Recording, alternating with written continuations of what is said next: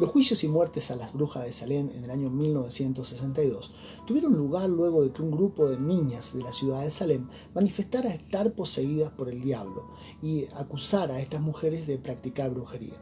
La creencia popular de que es posible hacerle daño a otra persona a través de una lealtad al diablo se origina aproximadamente en el siglo XIV en Europa. La realidad es que frente a lo desconocido, frente a enfermedades desconocidas, frente a situaciones que escapan del raciocinio, frente a temores a lo desconocido, frente a accidentes, a tragedias, siempre se ha pensado en que existe algún maleficio, algo que viene de alguna hechicería, de alguna brujería. El avance de la ciencia, el avance del conocimiento del ser humano ha ido desmitificando muchas de estas cosas porque se encontraron remedios, tratamientos para enfermedades que eran consideradas brujerías en algún momento, eran consideradas como una hechicería en algún momento. Sin embargo, creer o pensar que los brujos pierden su tiempo haciendo lo que hacen es un verdadero error, porque ellos no pierden su tiempo. Así que debemos encontrar un equilibrio, y este equilibrio lo encontramos en la palabra de Dios. Dice Salmo capítulo 41, versículos 7 y 8. Si puedes abrir tu Biblia allí me voy a mover en este salmo, solamente en este salmo, así que si puedes tenerla abierta, porque luego vamos a ver otros textos dentro de este mismo salmo para dejar en claro este mensaje que yo te quiero compartir en este día. Salmo capítulo 41, versículos 7 y 8, dice la palabra de Dios: reunidos murmuraban contra mí todos los que me aborrecen. Contra mí piensan mal, diciendo: cosa pestilencial se ha apoderado de él, y el que cayó en cama no volverá a levantarse. El límite de nuestra protección, el límite de la protección de Dios, tiene que ver con nosotros mismos muchas veces, porque Dios puede protegernos absolutamente de todo. En la Biblia encontramos un pasaje interesante en Números capítulo 23, 24, 25. Se nos habla del rey de Moab, el rey Balac, el cual, cuando vio al pueblo de Israel que venía por el desierto, Dios le había dicho que no tocara a este pueblo. Sin embargo, él tuvo temor y envió a llamar a un hombre que se hacía llamar profeta de Dios. En realidad también parece que era un brujo, un curandero, más que un profeta. Sin embargo, estaba entremezclado allí. Y este hombre llamó a Balaam para que maldijera al pueblo de Israel. En Números capítulo 23, versículo 23, Balaam, que había ido para maldecir al pueblo de Israel, dice algo muy interesante. Y es que contra el pueblo de Dios no hay augurio, no hay maleficio. No puede un brujo maldecir lo que Dios ha maldecido. Sin embargo, un poquito más adelante, en el capítulo 29, versículo 9, dice que esta maldición les llegó, no porque el brujo los hubiera podido maldecir, sino porque ellos cometieron fornicación con las hijas de Moab, y el pecado abrió una puerta, fue un asidero, algo de lo cual esta maldición, esta cosa pestilencial, pudo agarrarse, pudo aferrarse y tocar la vida de ellos. El Salmo 41 es un salmo del rey David, y de él es de quien se dice que la cosa pestilencial se había apoderado de él y lo había postrado en cama, que no se iba a levantar. Eso decían la gente que lo veía, que una cosa pestilencial. Es interesante el origen de esta palabra pestilencial. En el hebreo es la palabra Belial. Esta palabra, según la mitología, tiene que ver con un demonio de la inmoralidad. Dice que tiene un alma hedionda, que es disoluta, borracha, enamorada del vicio. O sea que era algo que se había metido en su vida por causa del pecado. Es por eso que 2 Corintios capítulo 6, versículos 14 y 15, el apóstol Pablo dice: ¿qué comunión tiene la luz con las tinieblas? ¿Y qué concordia Cristo con Belial? De modo que la cosa pestilencial había hallado en David un asidero, algo de que agarrarse, una fisura, una puerta abierta donde tocar su vida. Ahora veamos qué dice los versículos 1 al 3 de este capítulo. Porque David, frente a una cosa pestilencial, él entendió que si esta cosa pestilencial pudiera haber sido arrojada sobre su vida, si algún brujo, un curandero, alguien lo había querido maldecir, sí, pero si esta cosa pestilencial no encontraba un asidero, no encontraba de qué agarrarse, no encontraba por dónde entrar a su vida, ¿sí? Dios iba a liberarlo. Notemos que dice versículo 1 al 3, dice: bienaventurado el que piensa en el pobre, en el día malo, que era el día que estaba atravesando David, dice: lo librará el Señor. El Señor lo guardará y le dará vida, será bienaventurado en la tierra y no lo entregarás a la voluntad de sus enemigos. El Señor lo sustentará en el lecho de dolor, mullirás toda su cama en su enfermedad. David entendió que si la cosa pestilencial venía sobre su vida, pero no había de qué agarrarse, el Señor lo libraría, lo salvaría, lo levantaría, lo restauraría. Así que hay 4 cosas que David hizo para que ninguna cosa pestilencial tocara su vida, y estas cosas necesitamos poner en práctica también nosotros, para que aunque alguna cosa pestilencial quisiera tocar nuestra vida, no encuentre de qué agarrarse. Lo primero que hizo David fue confesar sus pecados. Notemos que dice el versículo 4, yo dije, frente a esta cosa pestilencial que había tocado su vida, dice David, yo dije: Señor, ten misericordia de mí, sana mi alma, porque contra ti he pecado. La psicología ha llegado a la conclusión de que el cuerpo grita lo que el alma calla. Es por eso que el bruxismo, el colon irritable, la gastritis, las úlceras, los dolores musculares, los dolores de hueso, son producidos por la tristeza, por la amargura, la falta de perdón, la ira, el resentimiento y aún las ataduras sexuales. Yo dije, dijo David, dice: ten misericordia de mí. Prestemos atención. Dice: sana mi alma. Y confesó sus pecados a Dios. Notemos que la enfermedad era una enfermedad natural. Él estaba postrado en cama.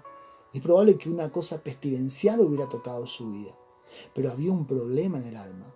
Su alma no estaba sana, y es por eso que él confesó sus pecados. Ninguna cosa pestilencial tocará tu vida si tu alma ha sido sanada por medio de la confesión de tus pecados a Dios, y habiendo recibido el perdón de los pecados de Dios luego de un arrepentimiento genuino.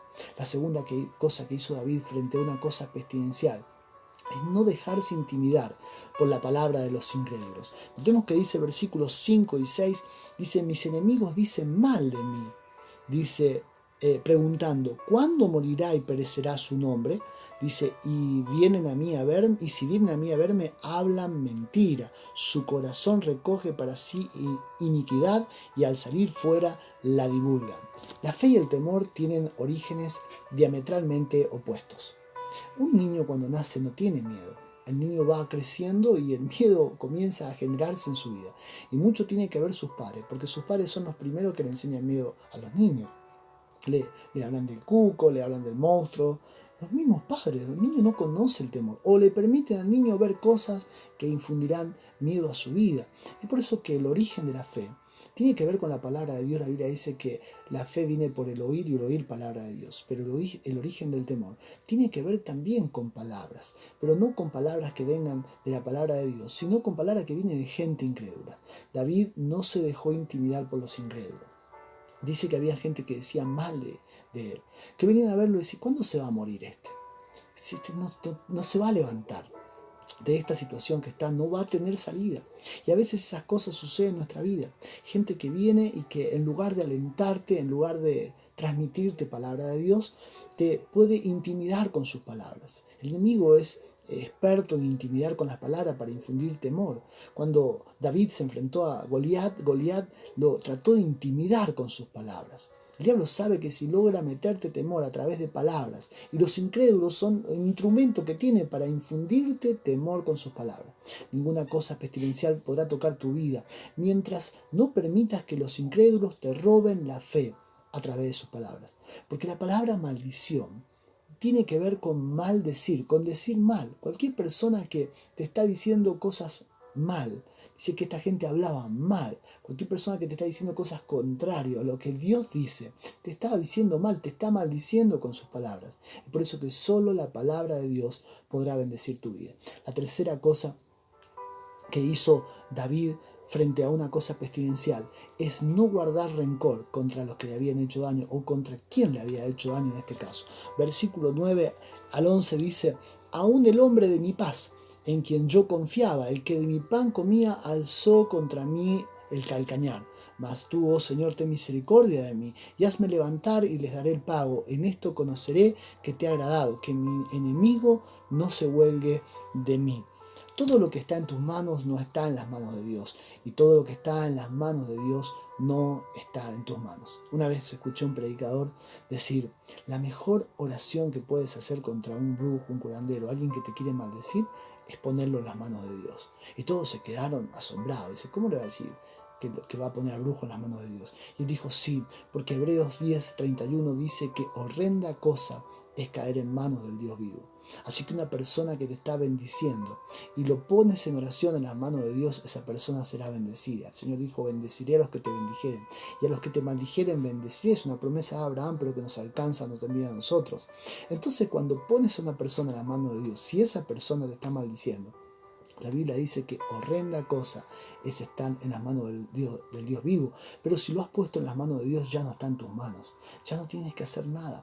Ya lo pusiste en la mano de Dios. No tiene sentido que guardes rencor, porque si guardas rencor, la maldición hallará un asidero, un lugar en que agarrarse en su vida. Notemos que David dice: aún el hombre de mi paz. Esta persona a la cual David se refiere es a su propio hijo Absalón. Él era el hombre de su paz, era el que comía en su mesa, era su hijo, pero lo había traicionado y su propio hijo buscaba la muerte de David. Su propio hijo buscaba arrebatarle el trono. Él se sentía traicionado, pero él no guardó rencor. Ninguna cosa pestilencial podrá tocar tu vida mientras no guardes rencor con los que te han hecho daño. Es por eso que Proverbio capítulo 4, versículo 23 dice: sobre toda cosa guardada, guarda tu corazón, porque de él mana la vida. David dijo: en esto conoceré que te ha agradado, que mi enemigo no se huelgue de mí. Él no tomó ningún recaudo, no tomó ninguna represalia, mejor dicho, sobre su hijo. Lo puso en las manos de Dios. La cuarta cosa que necesitamos frente a una cosa pestilencial, necesitamos, para que una cosa pestilencial no encuentre asidero en nuestra vida, no pueda encontrar de dónde agarrarse en nuestra vida, es caminar en integridad. David caminó en integridad. Versículo 12 y 13, con esto vamos a terminar el Salmo. Dice: en cuanto a mí, dijo el rey David, en integridad me has sustentado y me has hecho estar delante de ti para siempre. Bendito sea el Señor, el Dios de Israel, por los siglos de los siglos. Amén. Dios es justo y Dios es misericordioso. Es por eso que en su justicia Dios condena el pecado, pero en su misericordia nos ilumina para que podamos salir de él. Nosotros debemos caminar de acuerdo a la luz que Dios nos ha dado, ni menos ni más. Yo recuerdo que cuando comencé a dar mis primeros pasos, un día fui a mi pastor y le digo: pastor, yo tengo que hacer esto, tengo que dejar aquello. El pastor me dijo: mira, vos tenés que caminar de acuerdo a la luz que Dios te ha dado, porque eso es santidad. Si quieres caminar una luz que todavía no tienes, eso no es ser santo, eso es ser un santulón. En la iglesia hay muchos santulones, me dijo él. Yo recuerdo eso. Sí, es importante entender que nosotros debemos caminar en la integridad para que ninguna cosa pestilencial pueda tocar nuestra vida. Debemos caminar en integridad, debemos caminar de acuerdo a la luz que Dios nos ha dado. En cuanto a mí, dijo David, en mi integridad me has sustentado. Integridad. Es interesante también el origen de esta palabra. Es la palabra hebrea tom. Esta palabra deriva de la palabra tumín, que significa perfecciones. Tumín era una de las dos piedras que los sacerdotes llevaban en sus pectorales. La otra era urim. Urim significa luz. O sea que en sus pectorales, a la altura del corazón, llevaban dos piedras. Urim, turim. Luz y perfecciones. Eso es la integridad en la cual un sacerdote debía caminar.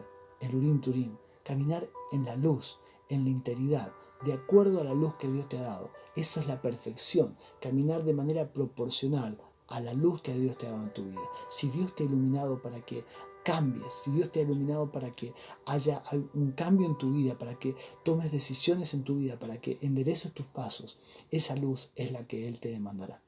Quiero terminar con esto. Algo muy curioso se le hacía a las ovejas, en la antigüedad principalmente los pastores, porque habían unos insectos que tenían una particularidad, que era poner sus huevos en las narices de las ovejas. Entonces las ovejas, Lo que sucedía es que cuando estas crías, estos huevos de estos insectos nacían, se le iban al cerebro y esto le producía una tortura a la oveja. Y lo que hacía la oveja era comenzar a golpear su cabeza contra las rocas hasta que finalmente moría. Es por eso que los pastores le ponían aceite en la cabeza de las ovejas, le bañaban la cabeza con aceite para que estos insectos resbalaran y no pudieran poner allí sus huevos. De allí surge la expresión del Salmo capítulo 23, versículo 5, donde David dice: unges mi cabeza con aceite, para que ninguna cosa pestilencial pudiera anidar en su vida, pudiera encontrar un asidero, algo de que agarrarse. Él dice: unges mi cabeza con aceite. En la Biblia el aceite es símbolo del Espíritu Santo. Y nosotros necesitamos que Dios unja nuestra cabeza con aceite. Frente a cualquier cosa pestilencial, el Señor puede ungir nuestra cabeza para que nada encuentre de qué agarrarse en nuestra vida. Pero para ello es necesario que confesemos nuestros pecados a Dios. Es necesario que no nos dejemos intimidar por las palabras de los incrédulos. Es necesario que no guardemos rencor a quienes nos han hecho daño. Es necesario que caminemos en integridad. Entonces ninguna cosa pestilencial tocará tu vida. Y no, porque no tendrá de qué agarrarse. Y como dice el versículo 2 al 3, dice que en el día malo nos librará el Señor. Nos guardará, nos dará vida y no nos entregará a la voluntad de nuestros enemigos, sino que nos sustentará sobre el lecho del dolor. Y aunque caigamos, volveremos a levantarnos. Te invito a que hagas esta oración conmigo. No sabemos si algo pestilencial puede haber sido lanzado sobre tu vida. No lo sabemos. Tal vez sea algo natural, puede ser algo pestilencial. Pero lo más importante es que no encuentre cómo entrar, no encuentre un asidero, no encuentre de qué agarrarse. Entonces el Señor te librará absolutamente de todo y te levantará en el día de la aflicción. Te invito a que hagas esta oración conmigo. Señor, te damos gracias por tu palabra. Señor, bien decía el apóstol Pablo, no ignoramos las maquinaciones del diablo, que a veces trae problemas a nuestra vida, a veces trae conflictos, pero también puede traer cosas pestilenciales, puede traer cosas que vengan de un origen de maldición, gente que se dedica a maldecir. Y sabemos, Señor, que sobre tu pueblo no hay augurio, sobre tu pueblo no hay absolutamente nada que lo pueda tocar. Nadie puede maldecir, Señor, dice tu palabra, lo que has bendecido. Sin embargo, el pecado es una puerta abierta. Sin embargo, hay cosas que hemos visto, Señor, que pueden intimidar nuestra vida, que pueden encontrar en nuestra vida un asidero, algo de que agarrarse. Frente a estas cosas, Señor, que nos habla el Salmo 41, queremos abrir nuestro corazón. Hay personas, Señor, que tal vez están atravesando enfermedad, están atravesando situaciones, están llenos de temores, personas que tal vez alguna cosa pestilencial amenace su vida, amenace su matrimonio, amenace su salud, su economía, amenace ponerlo en ruina, hundirlo y que nunca se levante. Pero tu palabra viene a tiempo en nuestra vida, Señor, y yo envío tu palabra creyendo en el poder, Señor, para iluminar, Señor, el entendimiento, Señor, y poner por obra, Señor, tus preceptos para que ninguna cosa pestilencial pueda destruirnos, sino que podamos levantarnos en el nombre de Jesús. Amén. Si este mensaje ha sido de bendición para tu vida, te invito a que te suscribas a este canal, porque de ese modo te llegarán las notificaciones de cada mensaje que estemos subiendo por esta plataforma. Y te invito a que compartas este mensaje, porque no solo bendecirá tu vida, sino que bendecirá la vida de aquellos que sean alcanzados por esta palabra, porque la palabra de Dios nunca vuelve vacía. Que el Señor te bendiga.